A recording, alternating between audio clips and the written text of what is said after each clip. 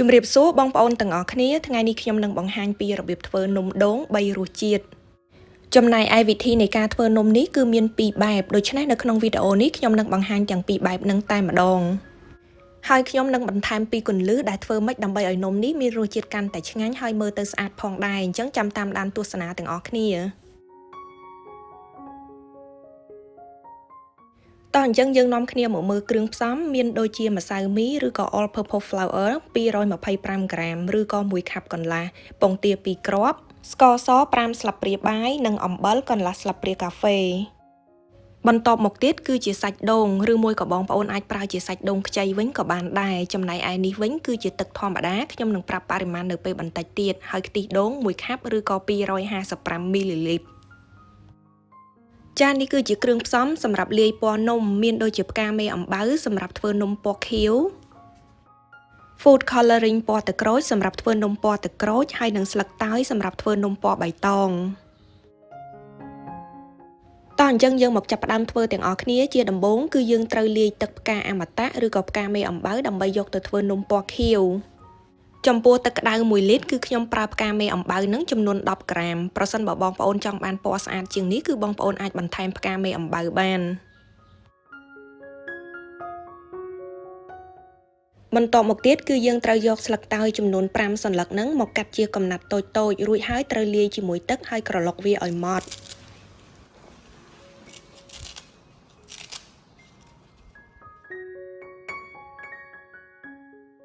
ទឹកដែលខ្ញុំយកមកកិនជាមួយនឹងស្លឹកតើយហ្នឹងគឺចំនួន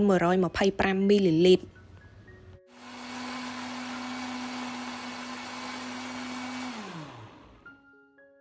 បន្ទាប់ពីក្រឡុកម៉ត់ហើយគឺបងប្អូនត្រូវប្រើតម្រងដែលមានរន្ធតូចបំផុតឬមួយក៏ក្រណាត់មកច្រោះយកសរសៃស្លឹកតើយនោះចេញឲ្យអស់ចាទឹកពណ៌ទាំង3របស់យើងគឺបានត្រៀមរួចរាល់ហើយឥឡូវនេះគឺយើងនាំគ្នាមកលាយម្សៅដើម្បីធ្វើនំជាដំបូងគឺយើងត្រូវចាក់ម្សៅមីចូលទៅក្នុងចានធំមួយអំបិលស្ករស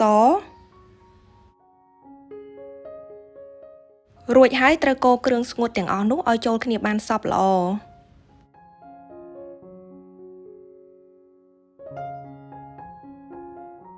បន្ទាប់មកទៀតគឺយើងត្រូវគោះពងទាហើយយកទាំងផ្នែកសនិងផ្នែកក្រហមដាក់ចូលទៅក្នុងម្សៅនោះរួចហើយត្រូវច្របល់វាឲ្យចូលគ្នាបន្តិចសិន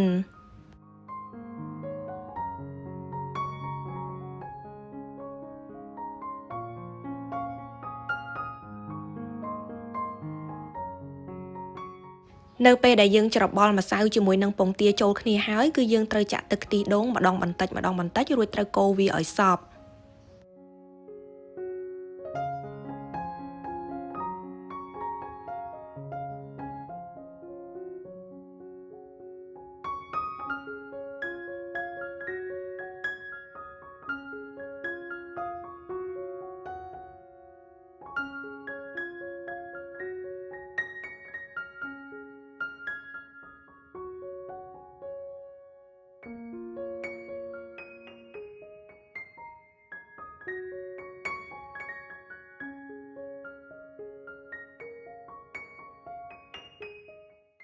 នៅពេលដែលម្សៅជាមួយនឹងទឹកខ្ទិះដូងហើយនឹងពងទានឹងបានរលាយចូលគ្នាបានសព្វប៉ុណ្ណឹងហើយគឺយើងអាចបែងចែកជា3ចានបាន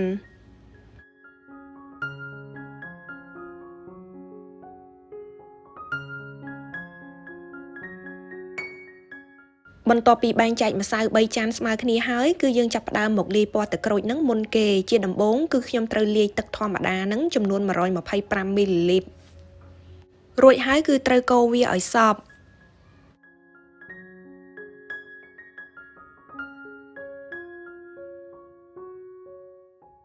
បន្ទាប់មកទៀតគឺខ្ញុំប្រើ food coloring ពណ៌ទឹកក្រូចនឹង2ទៅ3ដំណក់ដើម្បីលាយពណ៌ហើយត្រូវកូរវាឲ្យសព្វម្ដងទៀត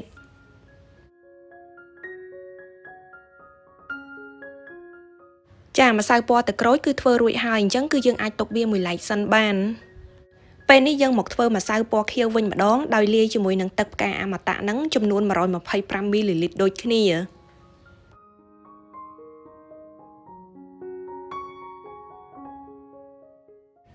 ចាម្សៅពណ៌ខៀវគឺធ្វើបានរួចរាល់ហើយអញ្ចឹងយើងនាំគ្នាមកធ្វើម្សៅពណ៌បៃតងវិញម្ដងដោយលាយជាមួយនឹងទឹកស្លឹកតើយនឹងចំនួន125មីលីលីត្រដូចគ្នា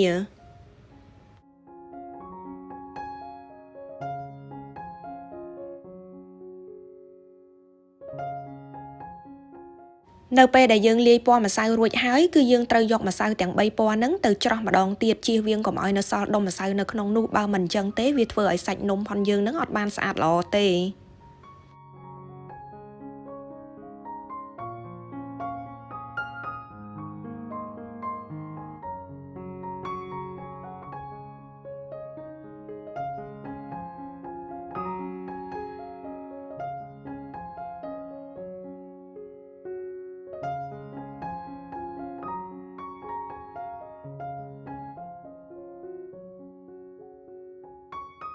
ពេលនេះម្សៅទាំង3ពណ៌របស់យើងគឺធ្វើបានស្អាតរួចហើយ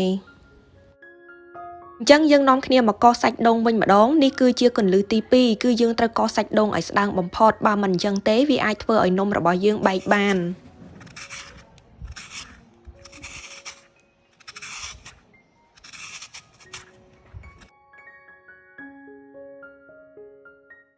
សាច់ដូងរបស់យើងគឺបានកោសរួចរាល់ហើយអញ្ចឹងគឺយើងអាចចាប់ផ្ដើមចាក់នំបាន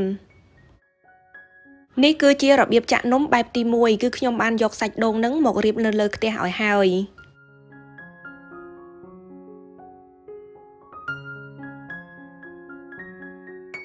បន្ទាប់មកគឺត្រូវទុកខ្ទះនោះឲ្យឡើងក្តៅបន្តិចសិនចាំយើងចាក់ម្សៅនឹងពីលើសាច់ដូងនោះចំណែកឯភ្លើងវិញគឺយើងត្រូវប្រើទាបបំផុតមូលហេតុដែលខ្ញុំដាក់សាច់ដូងទៅមុននេះគឺដើម្បីឲ្យនំរបស់យើងនឹងគឺលិចទៅដោយសាច់ដូងនឹងនៅខាងក្រៅបានស្អាតល្អនំនោះនឹងឆ្អិនក្នុងរយៈពេលប្រហែលជា40វិនាទីក្នុងមួយចំហៀង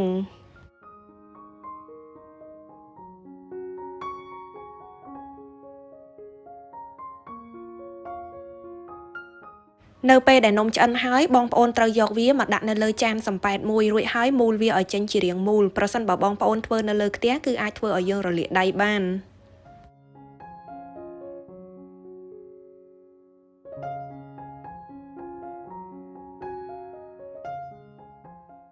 ចាឥឡូវនេះគឺយើងនាំគ្នាមកមើលពីរបៀបចាក់នំបែបទី2ដោយយកសាច់ដូងនឹងចាក់ចូលទៅក្នុងម្សៅនោះតែម្ដង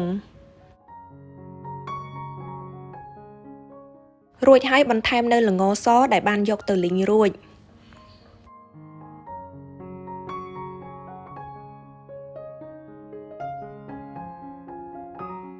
បន្ទាប់មកគឺយើងត្រូវទុកខ្ទះនោះឲ្យឡើងក្តៅបន្តិចសិនចាំយើងចាក់ម្សៅនោះចូលទៅ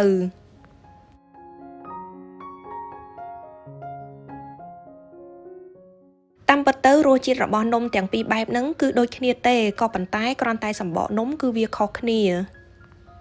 ការធ្វើនំបែបទី2នេះគ្រាន់តែសម្បកនំរបស់យើងគឺមិនសូវឃើញសាច់ដូងតែប៉ុណ្្នឹងឯងដូច្នេះបងប្អូនអាចជ្រើសរើសយកបែបទី1ក៏បានឬក៏បែបទី2ក៏បាន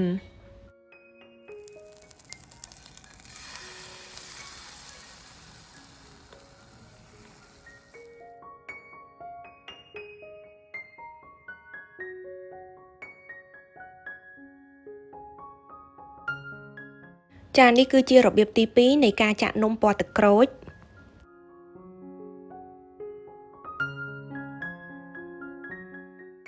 សម្បកនំនៃការចាក់បែបទី2នេះគឺយើងមើលអត់សូវឃើញសាច់ដូងទេចានេះគឺជារបៀបទី1នៃការចាក់នំពណ៌ខៀវ